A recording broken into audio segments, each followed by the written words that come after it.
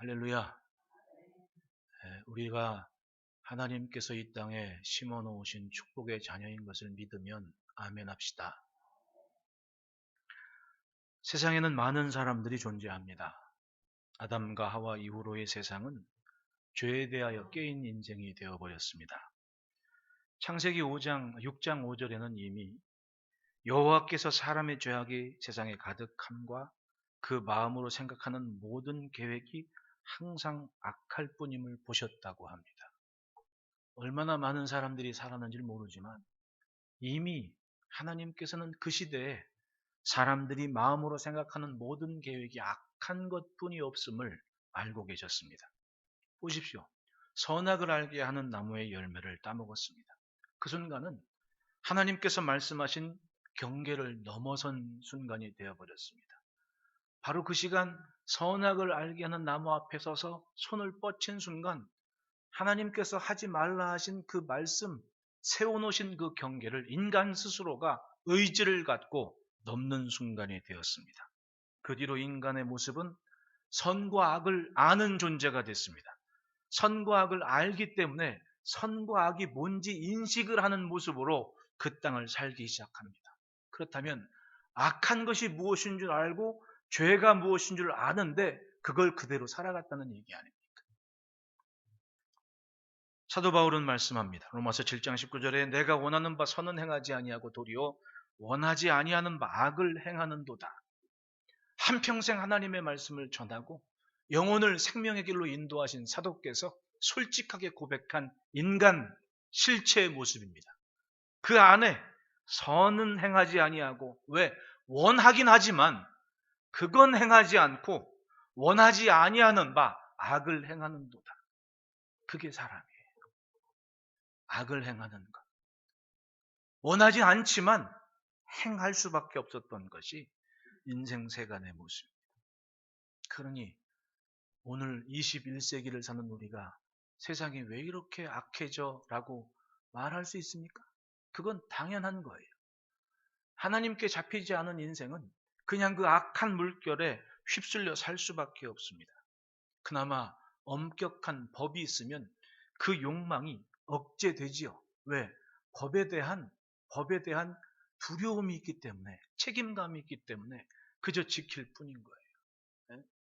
제가 처음 미국 가서 운전을 할 때 깜짝 놀랐습니다.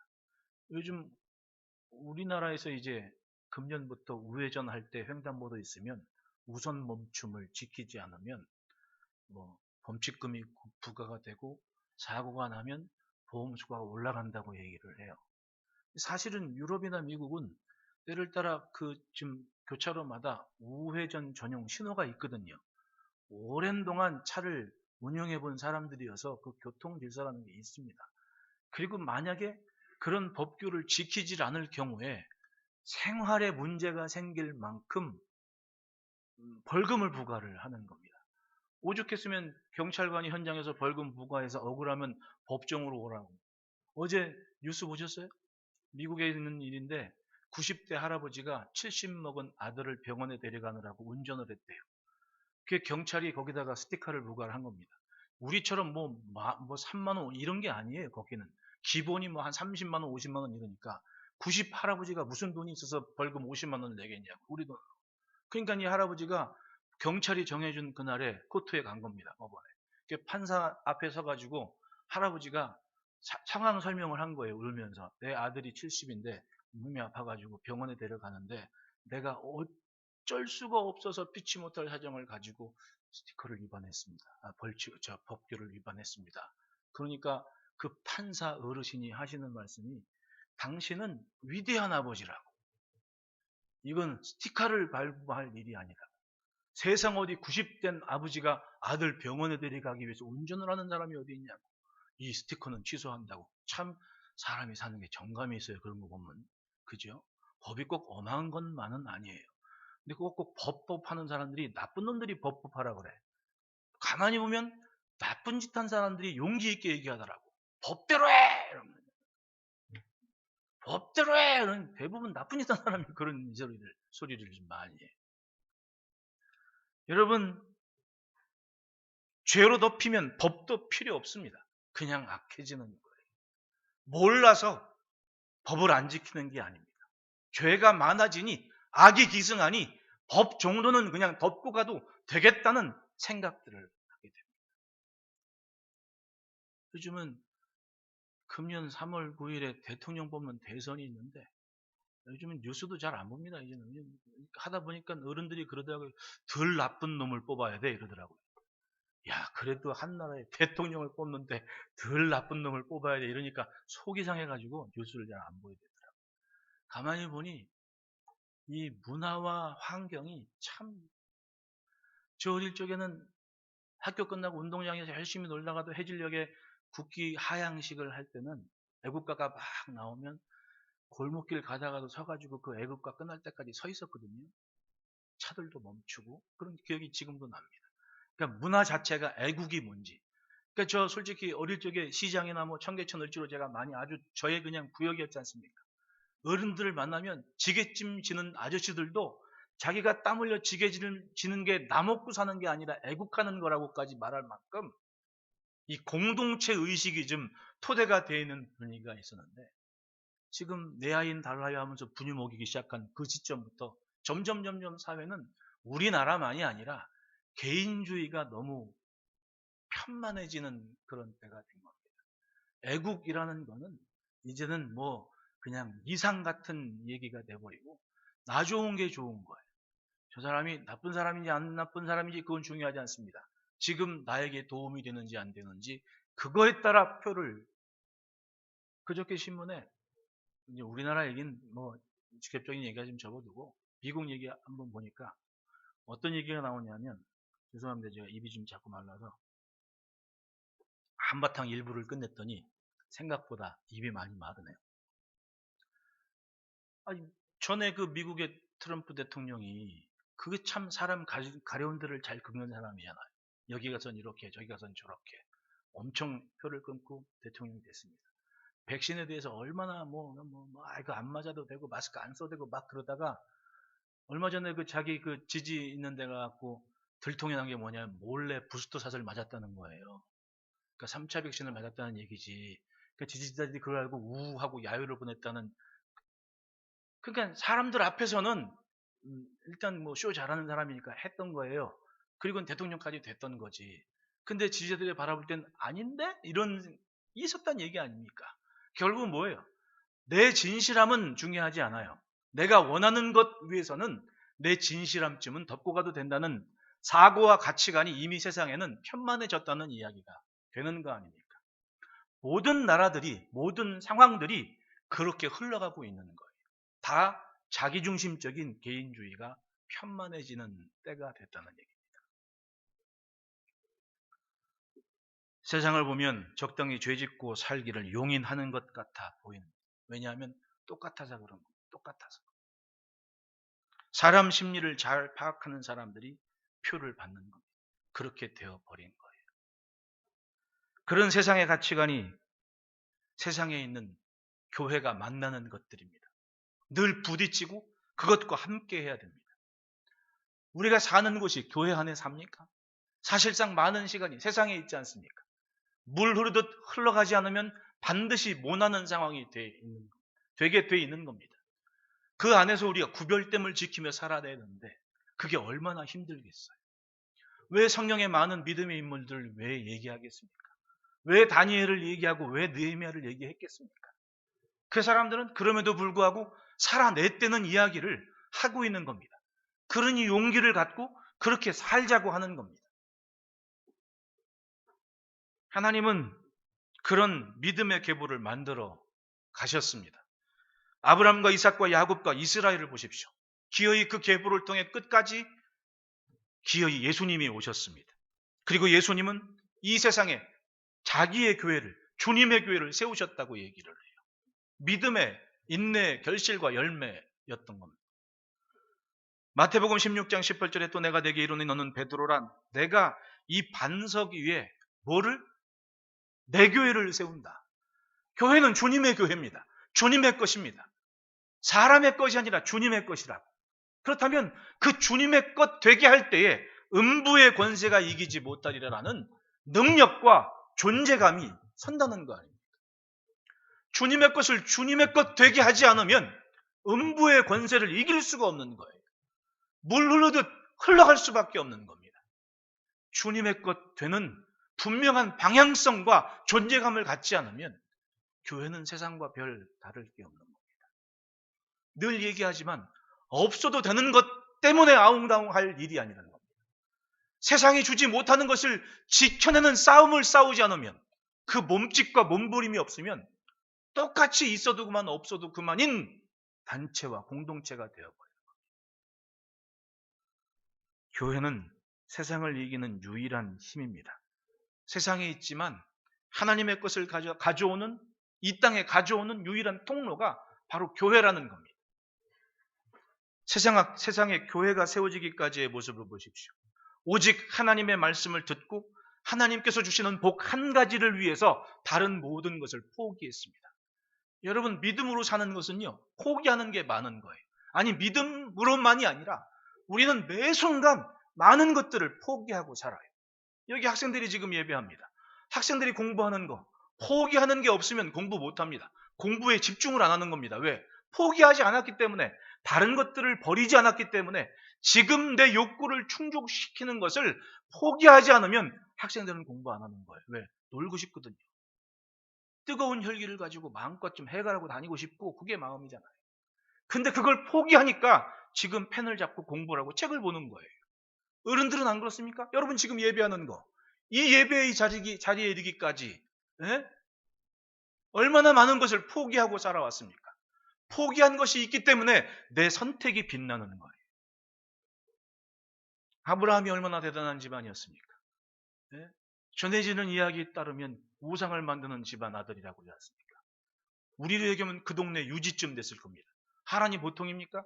이미 도시의 시스템이 갖춰진 고대 사회의 대단한 동네였는데, 그 동네에서 사람들이 섬기는 우상을 만드는 집안이었으면 동네 유지는 충분히 되고도 남을 집안이었습니다. 그런데 그 상황에서 하나님의 말씀을 들었습니다. 그리고 믿었습니다. 믿은 순간 자기 집안이 이제껏 추구했던 모든 것들을, 복이라고 행복이라고 여겼던 모든 것들을 과감하게 포기하고 하나님의 말씀, 그것을 쫓아간 겁니다. 내가 내게 지시할 땅으로 가라. 많은 것들을 포기하지 않았으면 절대로 그 믿음의 길은 감당할 수 없었을 겁니다. 결국은 믿음과 그에 따른 인내가 있었던 거예요. 그게 열매가 되어 나타나는 것이 아브라함의 계보였던 겁니다. 여러분, 똑같은 말씀을 들어도 인내하며 견뎌내는 사람이 있는가 하면 그렇지 못한 사람이 있어요. 보십시오. 여러분, 똑같은 물을 마셔도 나오는 게 달라요. 네? 소가 물을 먹었어요. 나중에 뭐가 돼서 나와요? 젖소가. 네? 우유. 소가 물을 먹으면 우유가 돼서 나와요. 뱀은 아주 좋은 새벽 이슬만 먹고 산대. 참이슬. 진서가 참이슬. 모르지 뭔지. 모를 거야. 이슬만 먹고 산대요. 근데 뱀은 이슬을 먹었는데 뭐가 돼서 나와? 독이 돼서 나와. 이게 세상 사는 거예요. 하나님 앞에 사는 것도 똑같아요. 똑같은 말씀을 들었는데, 먹었는데, 어떤 사람은 그 말씀이 정말 양분이 되어 신령한 젖에 합당한 열매들이 되어 나타나는 사람이 있는 겁니다. 그런데 어떤 사람은 똑같은 신령한 젖을 먹었는데 그게 없는 거예요. 그리고 사람을 죽이는 독을 그 입으로 토해내는 사람들이 있다는가요? 뭐의 차이입니까? 믿은 것의 인내의 열매라는 겁니다. 휩쓸려 사는 인생은 그걸 못 찾아요. 그러나 포기가 있고 선택이 분명한 인생은 점점 그 열매가 보이는 겁니다. 아브라함이 한순간에 아브라함이 된 게 아니지 않습니까? 우여곡절 끝에 매 순간마다 하나님의 음성이 들릴 때 버릴 걸 버렸습니다. 포기할 걸 포기했습니다. 여러분, 포기하는 게 창피하는 게 아니에요. 포기하는 게 때로는 잘하는 겁니다. 왜? 포기한 것만큼 내가 지금 선택한 게 그만큼 값지다는 거예요. 그게 우리의 믿음의 길이라는 겁니다. 세상사에 비추어 볼 때 연약해 보이고 볼품없어 보이지만은 믿음은 그만큼 가치 있고 아름다운 것을 향하게 됩니다. 그 믿음을 존중하며 산 후손들은 점점 창대함의 결실로 온 세상에 살게 됐습니다. 그게 바로 주님이 원하셨던 거 아닙니까? 주님이 바라셨던 것.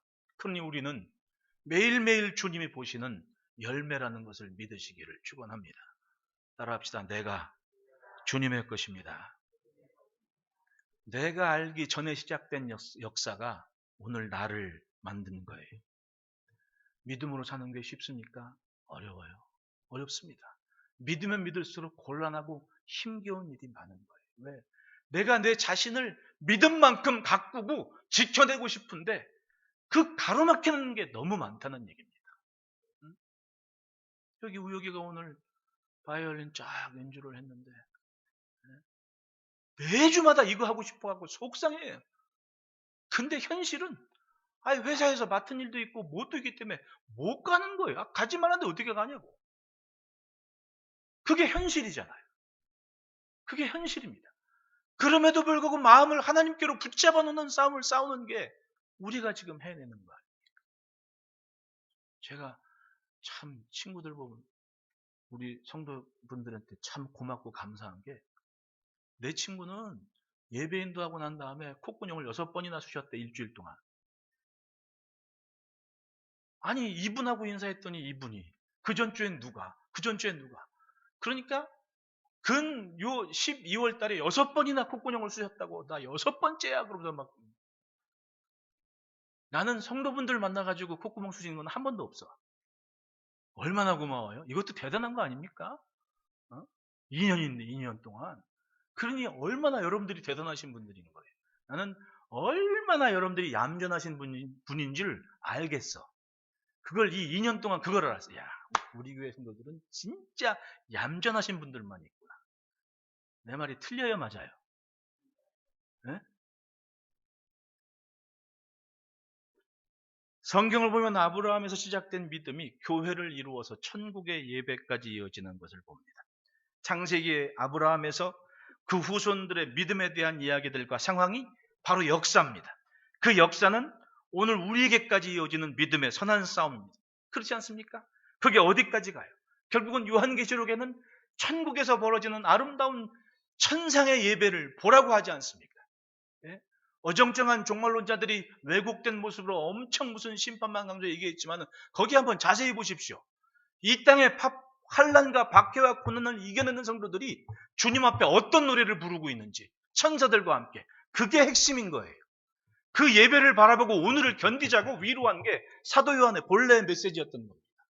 이거 하면 죽고 저렇게 하면 지옥 가고 이런 얘기가 아니라는 얘기예요. 결국은 예배의 완성을 향해 오늘 나아가고 있는 게 우리의 모습입니다. 역시 오늘 우리는 이 믿음의 선한 싸움을 위해서 견딜 것이 많고 버릴 것이 많고 장차 오실 주님과 함께 천국의 영원한 시간을 준비하는 게 지금 오늘이라는 얘기입니다. 왜? 내가 주님의 것이니까.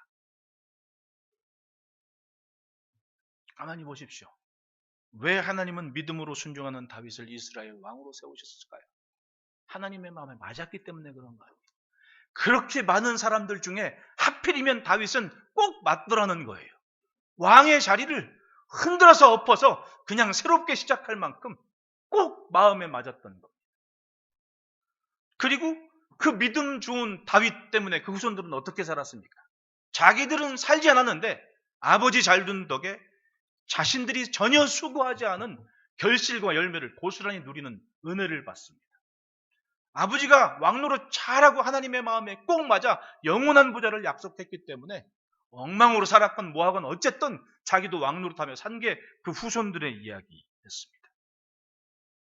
분명히 믿음에 대한 모습은 어떤 영향을 주었는지 성경은 말씀하고 있어요. 그것이 역사서와 시가서와 선지서가 기록된 이유 아닙니까? 그리고 예수님이 오신 겁니다. 여전히 하나님은 하나님의 역사를 이루어 가셨습니다. 그리고 본격적으로 그 하늘의 예배를 향하게 합니다. 성도들이 그 세상의 모든 것들을 넘어서서 하나님과 함께 예배하고 찬송하는 그 영원한 시간을 바라보게 하는 거예요. 그랬더니 오늘이 문제가 아니다라는 얘기지. 오늘의 박해와 어려움이 끝이 아니라는 것을 믿으니까 그 모든 것을 견뎌냈다는 것. 그것이 계시록이에요. 누구나 아직 살아보지 않은 시간을 삽니다. 하지만 우리 주변의 지식과 경험들은 마치 살아본 것처럼 말할 수 있게끔 우리를 그렇게 훌륭하게 만들어냈습니다. 사실은 보십시오. 아닐 수도 있는 거 아니에요. 미래학자들이 그렇게 전망하는 이야기들이 아닐 수도 있는 거 아니에요. 사실은 우리가 걱정하고 염려하는 게 아직 이루어지지 않은 일 때문에 걱정하고 염려하지 않습니까? 내 자식들이 10년 후에 어떻게 살지, 5년 후에 어떻게 몰라요. 하지만 기대를 해요. 그러면서 걱정을 하는 겁니다. 아직 안 됐는데 누가 이랬더라, 누가 저랬더라 이런 얘기 때문에 불안한 겁니다. 걱정을 하는 거예요. 이럴 수도 있고 저럴 수도 있는데 도대체 어떻게 살란 말입니까? 성경에 보면 사드락과 메삭과 아벳느고는 그 절실한 상황 중에서도 풀무불에 던져졌을 때 그렇게 내 바람은 여기서 살고 싶지만 하나님은 충분히 살리실 것을 믿지만 그리 아니하실지라도 하나님은 내 하나님이시라고 얘기를 해요. 다시 말하면 이럴 수도 있고 저럴 수도 있는 상황은 그냥 상황인 거야. 변하지 않는 것은 하나님이 지금 내 하나님이라는 거야. 이럴 수도 있고 저럴 수도 있지만은 하나님은 불변의 하나님, 절대적인 하나님이신 것을 믿는 믿음으로 내게 주어진 시간을 감당하겠다는 겁니다. 우리는 이럴 수도 있고 저럴 수도 있는 일을 걱정과 염려로 지나면서 고민하고 오늘을 살아가요. 저 세상 사람들처럼. 도대체 구별됨이란 어디에 있습니까? 과연 우리가 살면서 무엇이 확실할까요? 이사야서 51장 6절에 너희는 하늘로 눈을 들며 그 아래에 땅을 살피라. 하늘이 연기같이 사라지고 땅이 옷같이 헤어지며 거기에 사는 자들이 하루살이같이 죽으려니와 나의 구원은 영원히 있고 나의 공의는 폐하여지지 아니하리라. 여기서 인생 세간의 인간을 딱 한 단어로 얘기해요. 뭐라고 얘기합니까? 하루살이. 하루살이. 내일이 없는 거예요. 어느 날 파리하고 하루살이가 즐겁게 하루를 신나게 놀았습니다. 해가 뉘엿뉘엿질 때 파리가 하루살이한테 얘기했대요. 하루살이야, 내일도 만나서 놀자. 그랬더니 하루살이가 뭐라 그런 거예요? 나 내일 못 가. 왜? 하루살이니까. 하루살이한테 내일이 어디 있어요? 난 내일 못 가. 그게 인간이라는 거예요. 선지자 이사야가 볼 때는. 왜? 하늘도 없어지고 땅도 없어지는데 남는 것은 하나님의 구원과 공의만 남더라. 세상을 살면서 그 생각과 마음이 향하는 것들의 끝을 보십시오.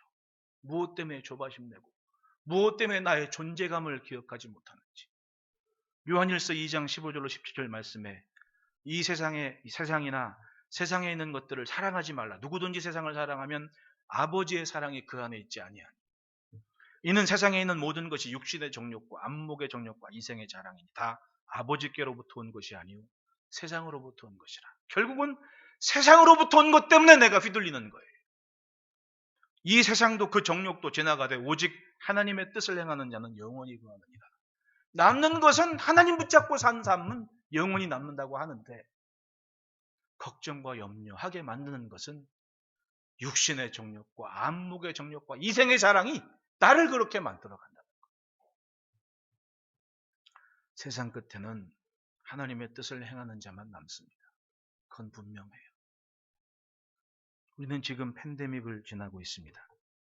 제가 그런 생각을 합니다. 2018년에 스페인 독감 때문에 유럽에 그렇게 많은 사람들이 죽었다는데 우리나라도 신문에 있더라고요. 역사적 사료에. 근자의 메르스나 사스를 보십시오. 사람들이 자기들이 생각한 대로 내일을 계획하고 살 수 있지를 않은데 살다 보니 이러저러한 변수가 있는데 그것들은 사람의 힘으로 어찌할 수 없는 것들이었다는 얘기 아닙니까? 이 팬데믹이라는 것이 고대에도 있었고 중세에도 있었고 근대에도 있었고 현대에도 있는 거예요. 늘 있는 겁니다. 그때 인간은 도대체 무엇을 생각하고 어떤 생각을 해야 되느냐는 겁니다. 사라질 것들에 매여 살 것이 아니라 절대적인 하나님을 인정하고 그 앞을 서야 되는 것이 답이 아니겠냐. 고등학교 때 사회 선생님이 한 얘기는 저는 충격으로 받고 지금까지 기억하는 거예요. 얘들아, 니들 커가지고 나중에 사람들이 감기 때문에 죽을 수도 있단다. 생각지도 못했습니다. 감기 오르면 약국에서 판피린 사 먹고 약사들이 조제해 놓은 약 먹고 뚝딱하고 낫거든요. 그게 어떤 피해를 가져올 줄 모르고 생각해보니까 다 어른들 얘기하는 마이신 덩어리였어요. 마이신 덩어리. 항생제가 그렇게 좋다고 막 먹어져 깬 거예요. 남용한 거죠. 근데 그 말은 사실이었습니다. 이 코비드 19이라는 이 바이러스가 뭐예요? 독감 바이러스 아닙니까? 사실은 솔직히. 그 같은 종류거든요. 근데 이제 앞으로 팬데믹은 보십시오. 학자들이 얘기하는 이 앞으로의 팬데믹은 더 무서운 게 슈퍼박테리아. 이 박테리아하고 바이러스는 다르다면서요. 그분들 얘기는 그래요. 항생제를 이 항생제 때문에 남용 때문에 생기는 슈퍼박테리아가 결국은 인간에게 감당할 수 없는 팬데믹을 또 한 번 가져오게 될 것이라고 얘기를 해요. 그렇게 따지면 지금 요 시대를 살아가서 한 번 만난 이것이 역사를 보면 항상 되풀이되는 팬데믹이었다는 얘기입니다. 사람의 힘으로 어찌할 수 없는 일들이 있다는 얘기입니다. 그렇다면 우리는 항상 질문을 해야 돼요. 어떻게 살 것인가? 어떻게 사는 것이 맞는가? 점점 하나님께 가까이 하는 것을 막는 것들을 내가 포기를 할 수 있어야 돼요. 내가 이것 때문에 하나님께 가까이 하지 못했으면 일단 그걸 버려요. 인식하는 순간 그걸 던져버려야 됩니다. 내가 이것 때문에 하나님께 나아가는 것이 방해가 됐다면 그걸 정리해야 돼요. 이 포기가 지혜롭지 않으면 절대로 하나님을 향할 수 없고 착각 속에서 하는 겁니다. 내가 지금 독을 만드는지 우유를 만들고 있는지 독을 만들면서도 우유를 만드는 것으로 착각을 하고 사는 겁니다. 하나님께서 보시는 미래를 보십시오. 21절 우리 한번 다 같이 읽어보겠습니다. 시작. 내 백성이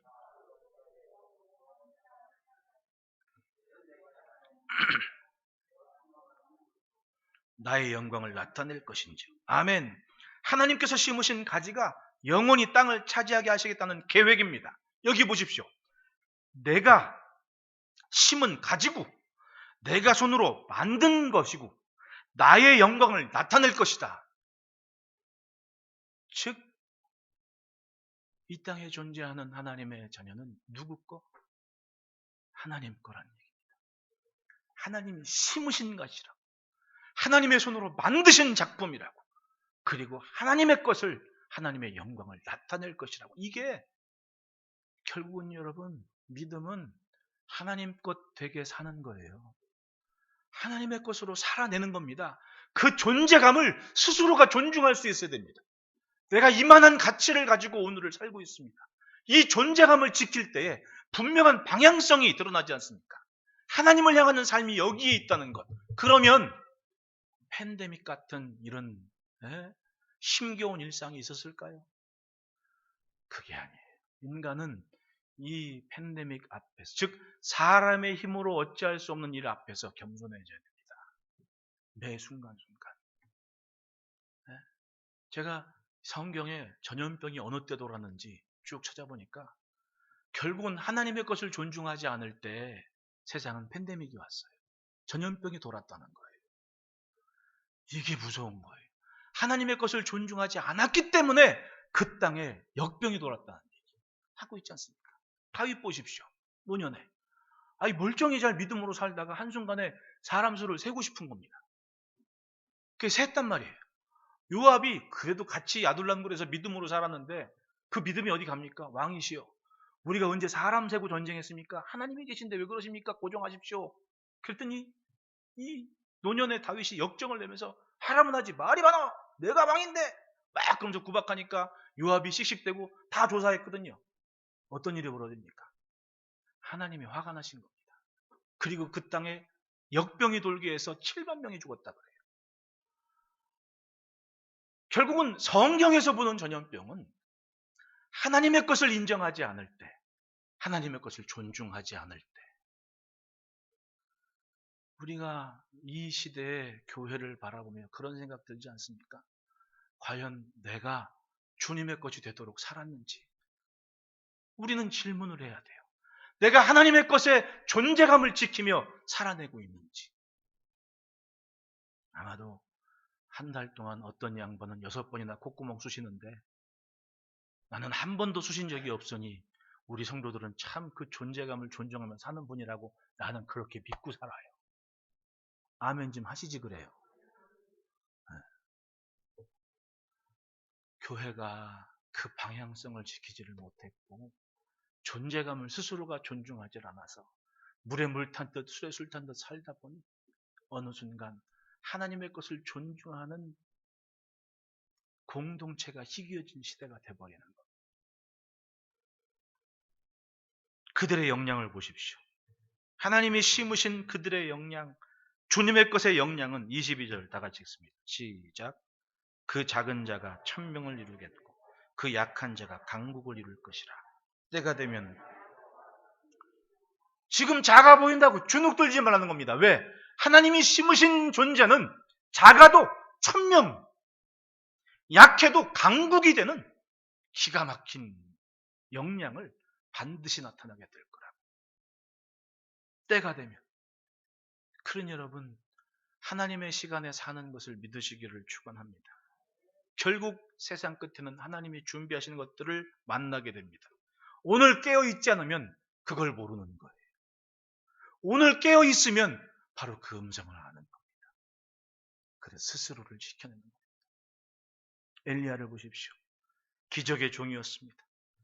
예, 기도해서 가뭄이 들 비를 멈추고 기도해서 비가 오게 하고 하늘에서 불이 내려 응답하여 재물이 태워지는 기가 막힌 기적의 종이었습니다. 우상의 선지자 850명이 하루 날 도륙을 해버리는 굉장한 종이었습니다. 그런데 결국은 쫓겨서 광야로 도망갈 때 하나님의 지시하심을 갖고 산 위에 서게 하십니다. 열왕기상서 19장 11절 말씀에 여호와께서 이르시되 너는 나가서 여호와 앞에서 산에 서라 하시더니 여호와께서 지나가시는데 여호와 앞에 크고 강한 바람이 산을 가르고 바위를 부수나 바람 가운데 여호와께서 계시지 아니하며 바람 후에 지진이 있으나 지진 가운데도 여호와께서 계시지 아니하며 굉장한 족이 기적과 드라마틱한 영광을 기대하면서 하나님의 그런 역사를 사모할 거 아닙니까? 그런데 본문 표현대로 여호와께서 지나가시는 겁니다. 아니 만나자 그랬으면 직접 오셔야지. 어딜 지나가셔? 그렇죠? 지나가신다는 겁니다. 그래서 그걸 기다리면서 보는데 눈앞에 빵빵하면서 굉장한 일이 벌어지는데 바람에 막 산이 갈라지고 막 바위가 쪼개지고 그러면 짠하고 나다하고 나타나실 만도 한데 지나가시는 거예요. 게다가 막 불이 나고 그 다음에 지진이 나서 땅이 갈라지고 그래도 잠잠하시는 겁니다. 안 나타나시고 지나가시는. 도대체 언제 주의 음성이 들릴지 엘리야는 기다리고 또 기다렸어요. 그 말은 뭐예요? 집중했다는 겁니다. 한 가지에 집중했다. 뭐? 하나님께 집중하고 있었다. 그랬더니 불 후에 세미한 소리가 있는지라. 세미한 소리가 어떤 소리가 같아요, 여러분? 들린 것도 같고 아닌 것도 같은 그런 소리. 그런데 그 소리가 바로 하나님의 음성이었다는 거예요. 얼마나 집중했겠습니까? 아닌 것도 같고 긴 것도 같은데 하나님의 소리. 살다 보면 그럴 때가 있지 않습니까? 하나님께 집중했기 때문에 그 시간을 아는 거예요. 가장 기적보다 중요한 것이 바로 그 소리를 듣는 거예요. 그러면 자기의 존재감을 지키며 사명을 감당하죠. 죽을 때까지. 예수님의 제자들을 보십시오. 참 볼품없는 사람들 아닙니까? 사실은 좀 그럴듯하게 하려면 예루살렘에서 좀 난척하는 그 바리새인 중에 몇 명 딱 끄집어다가 옆에 딱 세워놓으면 본때가 나. 왜? 옆이 멀쩡하니까. 근데 예수님이 하나같이 제자라고 부른 사람들은 막 그물 깃다가 막 생성 비린하고, 제가 얘기했죠. 이 어부들은요, 막 나는 2002년도에 만난 어부가 참 대단해. 진짜 그림 속에 나오는 그 사람들 같아. 막. 그 사람들이 뭐 내가 그 물고기 이름이 뭐냐라니까 막 뭐라고 알려주면서 나를 보고 웃는데, 와, 나는 치아가 그렇게 누런 치아는 처음 봤어. 진짜 아주 진짜 산적 같은 모습으로 막 웃어대는데 참 천진난만하게 웃는 그 사람들이 그 동네 어부거든요. 2002년도에 그 정도였으면 예수님 계셨을 때는 오죽했을까? 그런데 그 사람들이 예수님 제자라고 옆에 서 있는 거야. 내가 상상을 해봤어요. 예수님이 말씀하고 기적을 딱 야, 떡 갖다가 나눠줘. 그럼 나눠주는데 기적의 현장이거든. 오병이어의 기적이야. 근데 제자들이 나가면서 웃지. 떼시라고 하면서 씩 웃는데 이가 다 누구래. 그런 상황이었을 거 아니냐고. 그런데 그 제자들, 그 볼품없는 제자들이 주님 앞에 대단한 고백을 합니다. 어떤 고백? 가이사랴 빌립보 지역에 지금의 비아노스폴이라는 이스라엘의 그 헐문에서 나오는 그런 물들이, 녹은 물들이 쫙 내려오는 그 폭포 있는 동네에 가면 로마 황제 아구스투를 위한 신전이 세워져 있고, 그 다음 판이라고 반인 반수, 반은 사람이고 반은 염소인 우상을 섬기는 신전이 있고, 한 신전 4개가 그 동네에 있었던 거예요.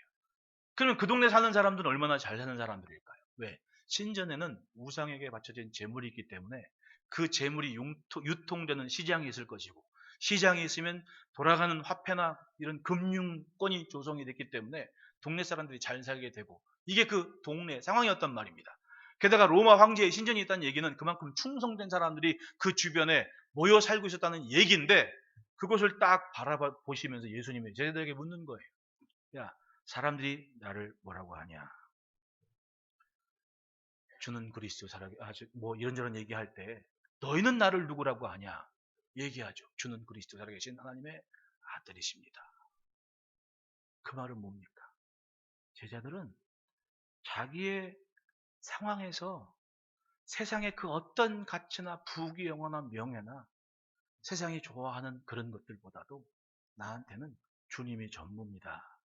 라는 고백을 했던 거예요. 눈앞에 보이는 그 찬란한 부귀영화나 영예까지는 아무것도 아닙니다. 주는 그리스도시고 살아계신 하나님의 아들이시고 나는 그 주님을 믿고 오늘 여기에 있습니다. 라는 것 때문에 내가 이 고백 위에 내 교회를 세운다고 예수님께서 말씀을 해주신 겁니다. 그 뒤로 이 제자들을 보십시오. 정말 볼품없는 제자들인데 그 제자들을 중심으로 해서 교회 시대가 시작되게 만들지 않았습니까? 할렐루야. 이것이 주님이 심으신 가지의 영향이고 모습이었던 겁니다. 주님은 오늘도 우리가 간절히 주님을 찾기를 기대하십니다. 세상사에서 멀어지는 것을 두려워하거나 염려하지 마십시오.